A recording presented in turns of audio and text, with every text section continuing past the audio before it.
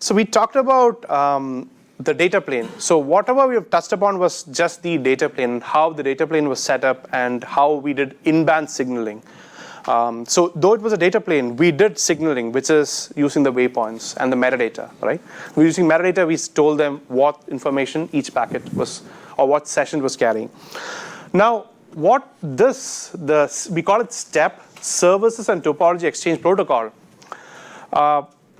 This is an upcoming protocol which we have. We have a beta version already ready. What that does is it exchanges, as the name suggests, the service endpoint availability, the topology, how they're connected across the routers. Now, currently, what we do is a simple hub and spoke. You can configure, right? You can configure. I think you already are familiar with neighborhoods. That is, if you have L3 reachability, they're in the same neighborhood, or you can define them to be in the same neighborhood. Hang on. Yeah. Sure. Doesn't the controller just tell all the endpoints this? Why are we having an exchange of any sort? Yes, that's why I'm coming to it. Exactly, you're right. Currently, the conductor tells everyone about the neighborhoods, about the services, about where the service route is, and how to get there. It's great when you have like 10 routers or a hub and spoke, perfect for hub and spoke. But let's say you expand to like 100 routers which are talking to each other in all different ways. Then it's a lot of configuration if you think about it, right? Because how you need to know all your peers. You need to know whether it's there, whether they're up, and it's also multi-hop SVR. Yeah, that's a big thing too. If it's just 128T routers peering directly with another one, it's not as essential. But once you want to go through a 128T to another and then be able to route around failures in that case, it's where it gets really important. So in the previous diagram, there was only one path. So even if one thing fails, there's no way to go anywhere. So it didn't matter because you had one SVR path all the way. But if you had a local failure 2-second path, that's fine. But if there was like a mesh of connections, then you can configure all that, but you don't know what is beyond you, right? Because you know what is, when I'm connected to you, I know your path, but I don't know what's beyond you. That's what STEP helps with. It helps with exchanging the endpoint availability information, the topology information, where the services live, all across all the routers, so that they can make intelligent decisions based on the path availability, the SLA, etc., across the globe. So now each router can get the whole topology information on a per service level and make the decision. So that's why it's different from a typical routing protocol. Because in a typical routing protocol, you learn about all the reach all the destinations, right? Essentially 1.1.1, how can you reach the best way to go to? Now, even if 1.1.1 is good, but that might be the best path for a particular application, right? Let's say voice, you may want to go through a different path because it's better. And let's say there's an update service. You may not want it to take the voice path. You may want to take the worst path. So you configure your stuff, your policies to take it for some of the services to take the worst path, because the T you apply is the lowest you give it for the best effort, right? Now for that, you need to know the topology, and you need to apply on a per service basis, not a per destination basis. That's very important. It's not just the destination which matters in 120 technology. The application matters. That's the distinction. It's on a per application basis that we make these calculations. And if you want on a per application basis, then applications are services. So services needs to be exchanged. The endpoint availability needs to be exchanged. And services are not enough. Topology. The topology also has to be exchanged. We're talking about services and topology. We're not talking about state being exchanged between them. The session state? Right. No. Yeah. So that's why we started with that. Session state is just in-band signaling once we have determined the path to take. Yep. But which path should we take? That we need to first calculate, right? So right now, like I said, hub and spoke, there's one place to go, hub or spoke. Or spoke to spoke, you know which spoke to go to. But you have multiple routers. At that point, or spoke to spoke, even though the hub is fine. I mean, you have one hop. But if you have multiple routers, at that point, you don't know the information, right? You need the information. That is being exchanged using STEP. That's where STEP comes into play. So what does this practically look like? So like I'm trying to figure this out. Like I mean, so I'm thinking in the terms of the archaic router guy, rib and fib, and all those components. Right. Right. And so when you say the whole topology, I start thinking about SPF and keeping track of the whole thing. Yeah. And now you say per service. So am I Yes. keeping multiple instances of SPF on a service by service basis, or am I doing that calculation locally? Like It how is does all that locally. work practically? Right. So the SPF calculation is done on per router, on each router, based on the services they're interested in. So regardless of the services, your shortest path Yes. is going to be determined based off of ultimate destination No, per service. per service. Yeah, that's the important piece. The SPF is run on a per service basis. I should say per service policy, because all the services having the same service policy will be similar, but if they go to the same destination. So there are two different destinations, obviously not. But why it's important that we apply on a per service basis is because the requirements are different. Right? Because the policy requirements, one may need a better path, a better cost, different SLA. So those filtering, what we do is different for each application. And hence, you can't. So a 1.1.1 has no meaning in our world. It has meaning if you just create one service, 1.1, obviously. But it's the application which matters. The IP doesn't matter. It's like words. Think of like there are services, DB, web, etc. How do you get through different paths? And how, what policies are there to affect it? Is there something you want to add? Nope, that was it. That was it. But to answer your question, You're keeping multiple copies of. Well, yeah. So I mean, we happen to. There's, at the bytes layer, there's optimizations you can do not to have to rerun SPF from scratch every time. That makes sense. So we avoid that, and even the graph you keep track of. You don't have to keep a full copy of the whole graph, but logically, it is a separate one for each service. Physically, it's not, but logically, it is. Right. So from a resources perspective, I mean, as we talk about the calculations, as we talk about storing that, I mean, I'm assuming that there's some uptick for the fact that you're doing More RAM. additional processing and additional storage for. Yes, takes more RAM. Takes more RAM than you would in traditional SPF environment, but that's Yes. just. I guess it's marginal because you're talking about x86 at this point. So Yes, not exactly. constrained. Yes, exactly. It's not like you have to add more RAM to that box because you did something special. You're already on a, let's say, a 4-core 8 gig box, so it's. Right. Okay. And that's plenty. And if you need more RAM, it's you can buy it wherever you wish, as opposed to from one company. Right, and then so like a triggering event, especially something upstream, then the routers that know about it report to the controller. The controller then shares that Repo. state with everyone else. Right. Yep. You pretty much explained what. Yeah, I think we're. I'm sorry, I'm not. Well, actually, I don't think you have. I can't remember if you have an Yeah, we actual have. slide on the thing. We were planning to do mostly whiteboarding for this part anyway, because usually we have that's. animations to show exactly what You you can said. you can say just wait. That's all we're going to talk about. It's easy if you explain more. We don't have to do much. But yes, it's kind of what you said. It's not a conductor. It's like a repo. We call it a repo. We have a slide coming on there. So, so I'll let you read this. I mean, like you can say whatever you want on this. You can say I can use. At the end of the day, what we're trying to say is simply that we are using efficient algorithm and for performance basis. For example, the way we are sending diffs to different routers, and we're using a JSON document. We'll come in the next. That is a simple JSON document to indicate what happened. This means it's readable. I think I think simplicity is the key here, because let's say you look at a BGP fib or rib and try to figure out where it came from, it may not be clear. But if you look at a JSON document which says this is the service and this is where it has to go, this is the next hop availability of that on this router. It's very simple, saying that okay, router A has the service and it's available. The other routers don't have availability. So that means you have to go to router A. But it's possible you have to go through the other routers. How?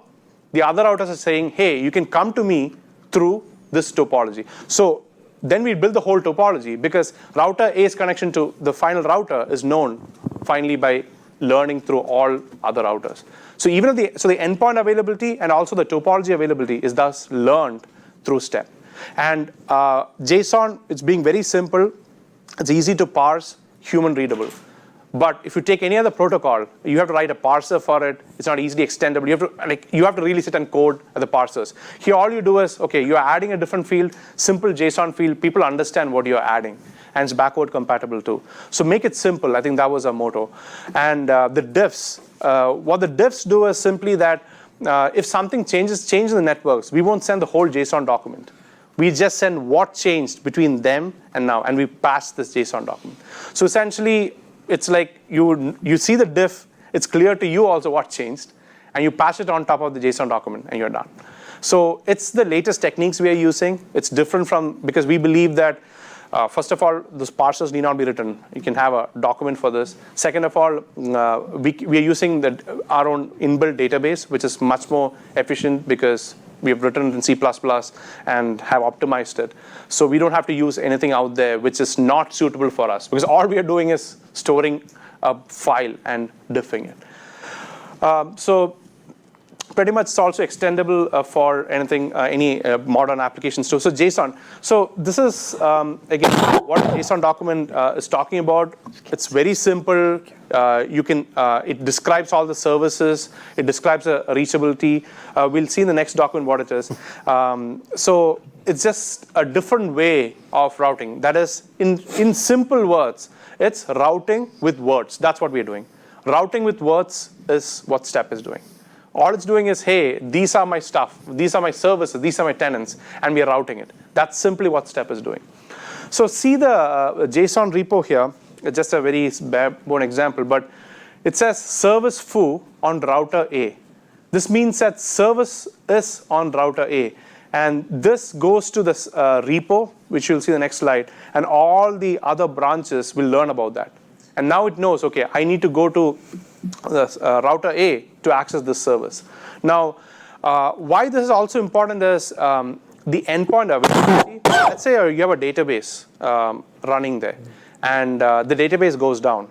But the 1.1.1 is still reachable. That's the difference between an application and a destination. 1.1 from BGP or OSP or wherever, it's still reachable. But when the application goes down, that particular router can say the server is no longer available. Truly so, because the database has gone down. So you can put a script, you can hook it with that and then change that, okay, this particular one is not available. So if you do that, what happens is automatically he withdraws it, and the others know about it. Will no longer send the packet there. So let's say you have two data centers, and you have a database behind both the data centers. If one of them goes down, we no longer have to send packets there. We only send packets to the other guy. So the endpoint availability is an important aspect of this. And that too, we just communicate with words. We're not saying, hey, 1.1 is not. We're just saying service foo is not available. That's it. And we understand that because service foo was seen on router A. What do? We go back to the previous slides, SVR. How can I go to A? Now, if there are n hops, we run SPF, and then we do SVR between the hops to get there. But at the end of the day, the availability is what this is talking about, and the service policy definitions. I'm still a bit fuzzy on how you're creating deterministic paths or traffic engineering. So say in a multi-hop topology. So the idea is I've got to go from 128 router A to B to C, and the ultimate destination is D. Right. When I leave A, is my destination IP the waypoint. B the or waypoint is it D? It's the waypoint IP. It's D. Then how do the intermediary paths know what path you're trying to take? Okay, so the difference is this. There are two ways. So one is source-based routing. And we want to make source-based routing optional because some people, there are pros and cons for that. So in source-based routing, what happens is the originator will determine the whole path and send it in metadata. And each hop will pop it out and send it to the final. So that's the source-based routing. The second is each person has already made the SPF decision. So when the packet is sent to the second guy, everyone has the same information. So from his perspective, he knows the service information, right? Which has been coming. So that same service information will be used to make the final determination. So he will be getting the best path to go out. And the way we do it, we make it loop-free to make sure that the packets don't. If it's source-based, it's fine. It will be loop-free. But if it's not source-based, we have our algorithm makes sure that I forget the RFC. We follow the same RFC 231. We follow the routing RFC to make sure that we don't Loop free path. it's an LFA, yes, loop free alternate essentially. Loop free topology one? Yeah. Right. So I mean, yeah, that is similar. There's no magic there. All right, so it's either just shared database, we have SPF decision, or we can do source routing if we want to. Yes. And then if it's source routing, it's embedded in the metadata. That's right. So if I want to do traffic engineering, if I want to take a more SR type approach to it, I could do that. Right. But that's all going to be contained in the metadata, and that's when that gets decrypted on the intermediaries. Yes. They just see the next hop. It's almost That's like right. tacking a label on and on. Exactly. Yeah. It's not a label. I get that. So. Yeah. But again, Don't that's, get too excited, guys. I'm not trying. no, but that's right. But again, that's only for the first packet if you think about it. Right. The subsequent packets they've already Because once the flow's already set up, it right. just follows. Yeah. So that's the difference between. Otherwise, it'd be like an MPLS label, but it's not. Yeah. Okay, I'm going to ask a question. Kind of follows on that, and you'll have to excuse me. I'm the dumb Wi-Fi guy in the room, so I spend most of my time in the LAN. But if we think about a lot of times requests that are made across the network, they're always heavy on one side. I make a request to you, but you have to send me a gig of data, right? And all I'm going to do is send you ACKs, Yes, right? So we never have these interfaces that are equally utilized, right? Right. So so with that setup, the question I have is are the 5-tuple that's used to create these flows, is it two separate flows, one for the request and one for the response, and therefore that way we can actually route the response a different way than the request came in, right? So if we're looking at interfaces that are heavily utilized because everyone's downloading, right? Right. Just because the request came in on that interface doesn't mean I have to reply on that interface that's heavily utilized. No, we always create biflows which are symmetric because we believe that packets have to be symmetric because otherwise it can cause asymmetric routing. Okay. So if a flow is created, that is a packet coming on ingress 1 and goes on egress 2, Yep. we'll create a reverse flow with just the tuples reversed of how it's going out. Automatically It's taken care of. Now to answer your question, if By the way, if you don't, firewalls and stuff in the middle will break everything. yeah. If you don't do that. So, go ahead, sorry. Keep going. The interface bandwidth, right? So you can create let's say a 90% threshold on, let's say, a gig link and say that if it's hitting that link, do not take that, take the other link. So the next time a new session is created, it will not take that link because it has hit the 90% mark. It'll take the second link. But that interface 2, we'll create a biflow for that. And then packets will come through and the reverse packet will come back with it. So we know which links are more saturated than the others. Okay. And based on that, we can really move the flows or even create new sessions on different interfaces. Okay. So that's configurable too. Okay. That's based on bandwidth, essentially. So Yeah. getting back to STEP, can you again kind of walk through how each router is knowing the topology? Or Yes. I think are they doing a calculation or reading it from a repo where a rep? It's a repo. Actually, that's coming next. Okay. So yeah, this was just defining what the documents are. I can jump to that. I mean, yeah. So essentially, this is the reachability. First is the services. That's the first name, services and topology. This is the topology. You heard about neighborhoods. So the conductor generates it, you're right. But conductor doesn't have to generate it with this because it can be dynamically put in the repo and you can generate it. Just quickly, you asked actually whether they do the calculation or they do the repo. The answer is both. I mean, the repo has the local links, The repo is where basically. everybody else is going. Like the LSDB is in the repo, and then they each calculate an SPF local. Okay. Yeah. Right.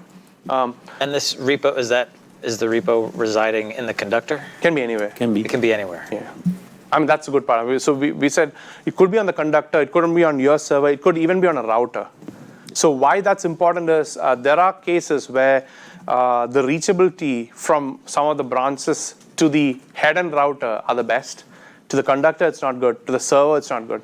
So you can host it there too. So just flexible wherever you want. At the end of the day, it's just like a server hosting something. And how come you're having each router do the calculation as opposed to having the conductor do it?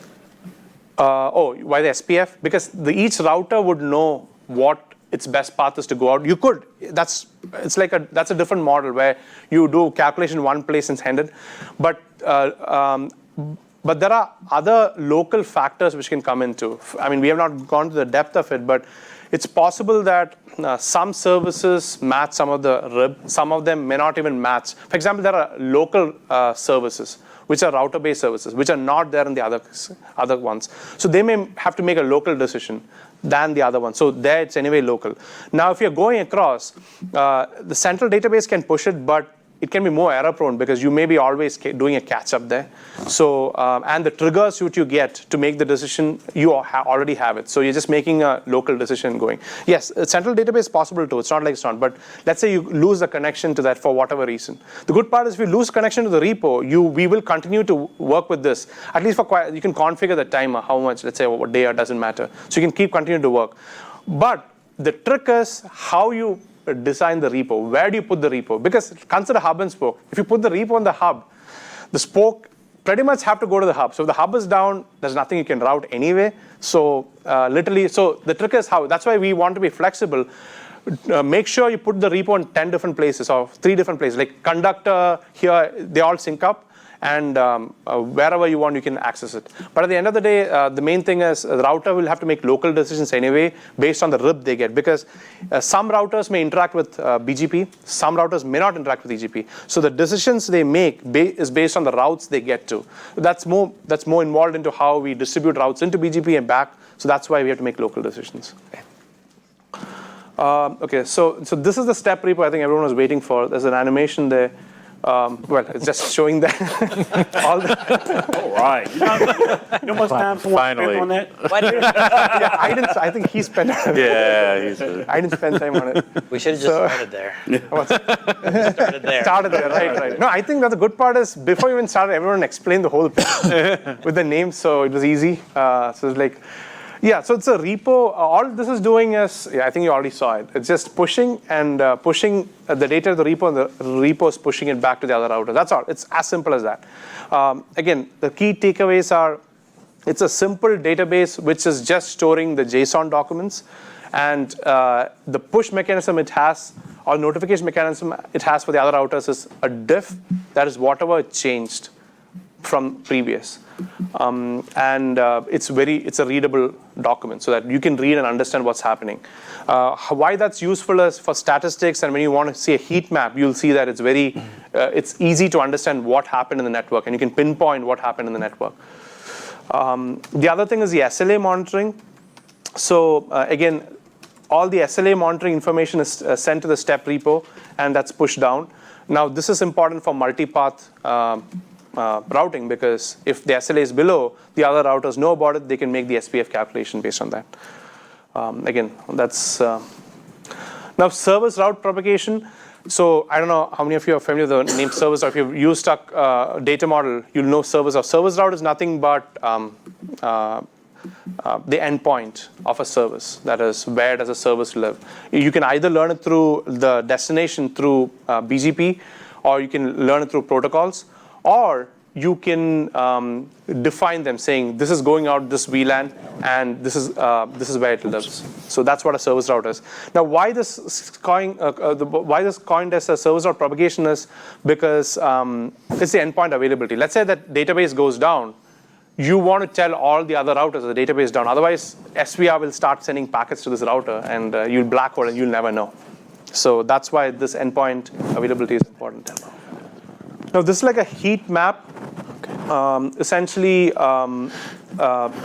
can replay. So the best part of STEP is, one is it's a readable document, and second is you have all these metrics in the document, which has a history. So let's say at 5 p.m. to 6 p.m. there was an outage, and you don't need to know where the outage was. Was it in the carrier network? Was it somewhere else?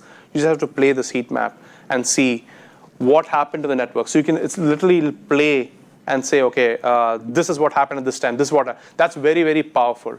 Now because since it's human readable, then at one point you see, okay, this is an anomaly. Go and click on it and read the document. So you know exactly what it looks like. So this is a very powerful tool which comes out of STEP, because you have the whole network knowledge. Even now you have the statistics, etc. It is there. It's not like it's not there. But this gives you one place to go and see all of them, and you can keep expanding that as you want. So you're taking regular snapshots of the network, or receiving some sort of streaming telemetry on a schedule, Right. So the step repo has it because the SLA, let's say SLA change, the path goes down. That router will send the diff of just that path down to the repo. So if you look at it, the repo has now the history.